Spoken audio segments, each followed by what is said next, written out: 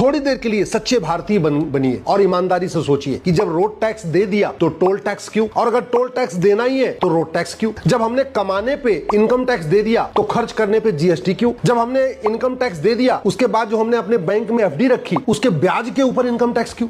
इस घटिया टैक्स मकड़जाल के कारण सब परेशान है, लूट हो रही है, भ्रष्टाचार हो रहा, लेकिन ये सिस्टम नहीं बदला जा रहा है। अगर सरकार चाहे, अगर समाज चाहे, अगर सब लोग मिलकर आवाज उठाए तो भारत में सारे टैक्स खत्म करके वन नेशन वन टैक्स लागू हो सकता है। जरूरत ही नहीं, ना इनकम टैक्स की जरूरत है, ना टोल टैक्स की जरूरत है, ना रोड टैक्स की जरूरत है, ना वैट की जरूरत है, ना टीडीएस की जरूरत, ना इनकम टैक्स डिपार्टमेंट की जरूरत है क्योंकि नॉन प्रोडक्टिव डिपार्टमेंट है, ना जीएसटी डिपार्टमेंट की जरूरत है क्योंकि ये भी नॉन प्रोडक्टिव डिपार्टमेंट है। इसका जीडीपी में कोई योगदान नहीं, केवल पैसा इकट्ठा करता है। और सरकार को मैं कह रहा हूं, जिसमें वन नेशन वन टैक्स की बात कर रहा हूं, सरकार की इनकम दुगनी हो जाएगी और जनता का टेंशन खत्म हो जाए। 100 रुपए से बड़ी नोट बंद हो जाए, 5000 रुपए से महंगे सामान का कैश लेन देन बंद हो जाए और 50,000 रुपए से महंगी प्रॉपर्टी आधार से लिंक कर दी जाए तो भ्रष्टाचार खत्म हो जाएगा, टैक्स चोरी खत्म हो जाएगा और उसके बाद केवल 2% एक्सपेंडिचर टैक्स लगा दिया जाए। इतना ही करना है, बहुत ज्यादा नहीं करना। मतलब जितना ये मकड़जाल है कानून सारे खत्म, आम जनता भी खुश और सरकार की आय डबल दुगुनी आय। मैं कह रहा हूं सरकार इस सिस्टम को लागू करके पायलट बेसिस पे एक बार देख ले,